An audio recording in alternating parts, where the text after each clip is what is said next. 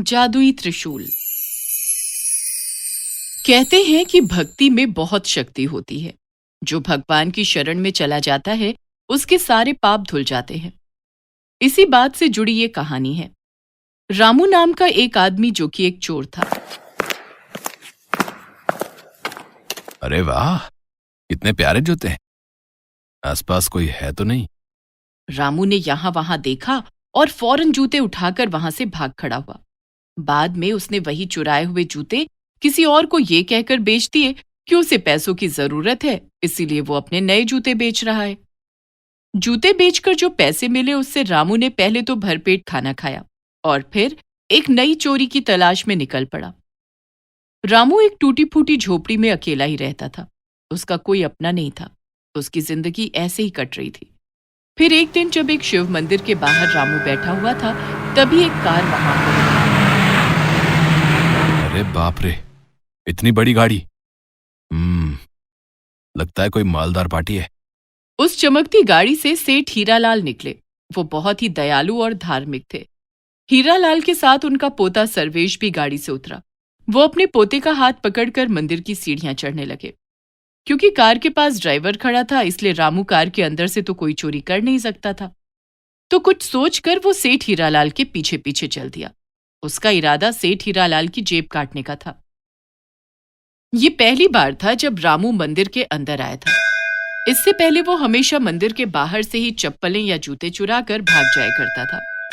उधर हीरालाल मंदिर के अंदर भगवान शिव के सामने हाथ जोड़कर खड़े थे। हे शंभू, आज मेरे पोते सर्वेश का रिजल्ट आना है। अगर ये अच्छे नंबरों से पास हो गया तो डॉक्टर बन जाएगा और मेरा सपना सच हो जाएगा। मेरा सपना सच कर दो प्रभु। मैं आपको आज ही इस त्रिशूल की जगह चांदी का त्रिशूल चढ़ाऊंगा। हीरालाल की बात सुनते ही रामू का मुंह खुल गया। हैं? चांदी का त्रिशूल?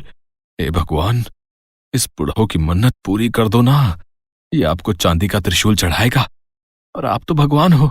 उस त्रिशूल का क्या करोगे? वो त्रिशूल मैं चुराऊंगा। ऐसा हो गया तब तो कई दिनों की कड़की खत्म हो जाएगी। मौज करूंगा प्रभु। भगवान शिव सब देख और सुन रहे थे।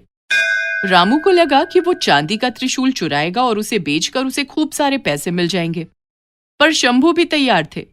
हीरालाल अपनी मन्नत मांगकर मंदिर से चले गए। लेकिन रामू शाम तक वहीं उनके वापस लौटने के इंतजार में बैठा रहा।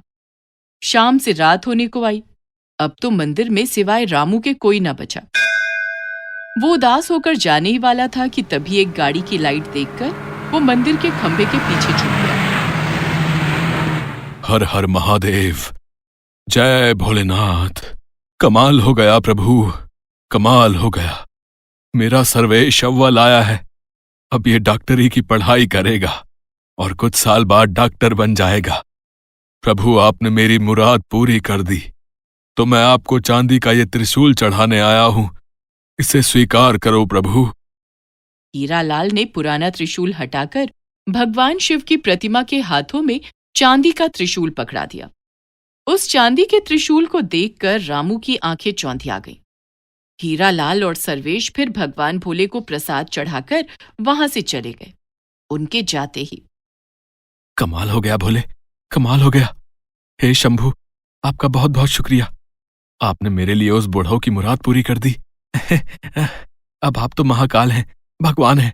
आपको इस चांदी के त्रिशूल की क्या जरूरत?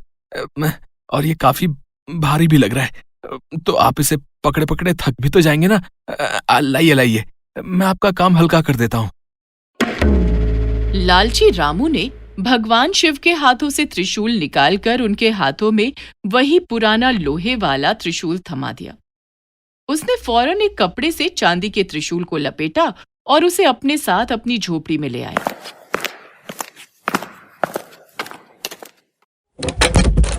उसने दरवाजा बंद किया और उस त्रिशूल को कपड़े से निकालकर बहुत देर तक निहारता रहा। फिर चैन की नींद सो गया।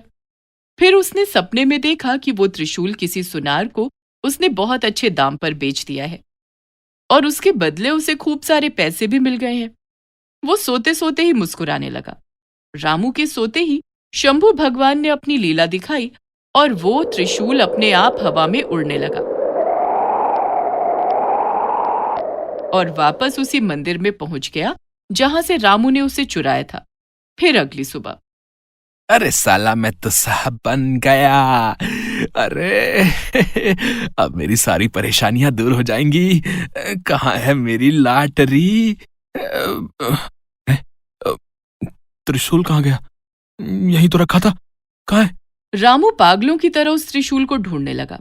उसने अपनी झोपड़ी का एक एक कोना खंगाल डाला, पर उसे त्रिशूल कहीं नहीं मिला। अरे, चोर के घर चोरी। अबे, कौन ले गया मेरा त्रिशूल? रामू ने देखा कि उसका दरवाजा अभी भी अंदर से बंद है।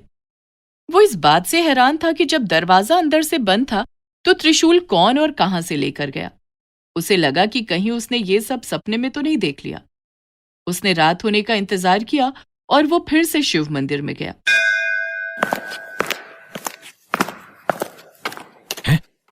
त्रिशूल तो यही है। लगता है कि मैंने सपने में ही त्रिशूल चुराया था। मगर अब हाँ, मैं सच में इसे चुराऊंगा और अपने साथ लेकर जाऊंगा। रात के अंधेरे में रामू ने फिर से त्रिशूल चुराया और उसे अपने साथ ले गया। दरवाजे को अच्छे से बंद किया और त्रिशूल को अपनी बाहों में पकड़कर सो गया। कुछ देर बाद महादेव मुस्कुराए और उस चांदी के त्रिशूल की जगह एक लकड़ी रामू के हाथों में थमा दी। फिर अगली सुबह, अरे, ये क्या हो रहा है मेरे साथ? कौन मेरे हाथ से त्रिशूल लेकर मुझे ये लकड़ी थमा गया? त्रिशूल अपने आप फिर से मंदिर पहुंच गया था। कई दिनों तक ऐसे ही चलता रहा। फिर एक दिन मंदिर से त्रिशूल चुराते हुए रामू ने कहा, आज देखता हूं कि कौन इसे चुराता है। मैं सारी रात नहीं सोऊंगा और पता करके रहूंगा कि कौन रामू चोर के घर से त्रिशूल चोरी करके रोज यहां रख जाता है। रामू घर पहुंचा और अपनी खटिया पर बैठ गया। वो बहुत देर तक जागता रहा और लगातार त्रिशूल को देखता रहा। तभी अचानक वो त्रिशूल चमकने लगा और हवा में उड़ने लगा।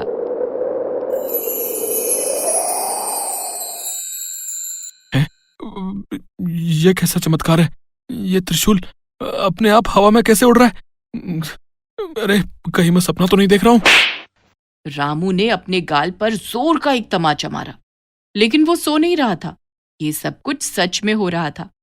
रामू ने उस उड़ते हुए त्रिशूल को पकड़ लिया, लेकिन तभी त्रिशूल ने रामू की जोर से पिटाई करनी शुरू कर दी। रामू त्रिशूल से बचने के लिए यहां से वहां भागा, लेकिन त्रिशूल ने उसका पीछा नहीं छोड़ा। थक हार कर और मार खा खा कर रामू रोने लगा। शंभू, ये कैसी लीला है आपकी? मुझसे गलती हो गई, मुझे माफ कर दो। इतना तो आज तक पुलिस ने भी नहीं मारा मुझे क्षमा कर दो प्रभु। रामू ने उस जादुई त्रिशूल के सामने हाथ जोड़ लिए। तभी त्रिशूल से आवाज आई, रामू, बाकी सभी की तरह तुम भी मेरे बच्चे हो, और जब बच्चे बिगड़ जाते हैं तो माँ बाप ऐसे ही उन्हें सुधारते हैं। मैं तुम्हें एक ही शर्त पर क्षमा कर सकता हूं। हाँ हाँ हाँ प्रभु, बताइए ना। मैं प्रायश्चित करूंगा और आगे से कभी चोरी नहीं करूंगा। सिर्फ इतना कहने से कुछ नहीं होगा। तुम सबसे पहले सुबह ये त्रिशूल जाकर सेठ हीरालाल को वापस करो और उनसे माफी मांगो। जैसा आप कहें प्रभु, जैसा आप कहें। रामू की अच्छी खासी धुलाई हुई थी। वो पूरी रात सो नहीं पाया। अगले दिन वो सुबह सेठ हीरालाल का पता पूछते पूछते उनकी कोठी पर पहुंच गया और उनसे मिलकर सारी घटना सुना दी। सेठ हीरालाल ने उस त्रिशूल को नमन किया और कहा, तुम्हें तुम्हारे कर्मों की सजा मिल गई रामू। जाओ, अब जाकर मेहनत करो और ईमानदारी का पैसा कमाओ। पर मुझ जैसे चोर को कोई काम नहीं देगा। अब मैं कहां जाऊंगा, क्या करूंगा? शंभू की लीला बड़ी निराली है। मैं उनके लिए अपने गांव में एक बड़ा मंदिर बनवा रहा हूं। और देखो, कल रात ही शंकर भगवान मेरे सपने में आए थे। उन्होंने मुझे वो सब बताया जो तुम्हारे साथ हुआ। साथ ही उन्होंने मुझसे ये भी कहा कि मैं तुम्हारी मदद करूं। जाओ, तुम उस मंदिर की देखभाल करो। मैं हर महीने तुम्हें पैसे भिजवाता रहूंगा। तुम सारा दिन भगवान की सेवा करना और मंदिर की साफ सफाई करना, ठीक है? सेठ जी की जय हो, भगवान शंकर की जय हो, बम बम भोले। रामू सेठ जी के गांव चला गया और फिर पूरी लगन के साथ भोले की भक्ति में लीन हो गया। और हाँ, वो चांदी का त्रिशूल अभी भी उसी मंदिर में मौजूद है जहां से रामू उसे चुराया करता था, और त्रिशूल को देखने दूर दूर से लोग आते हैं।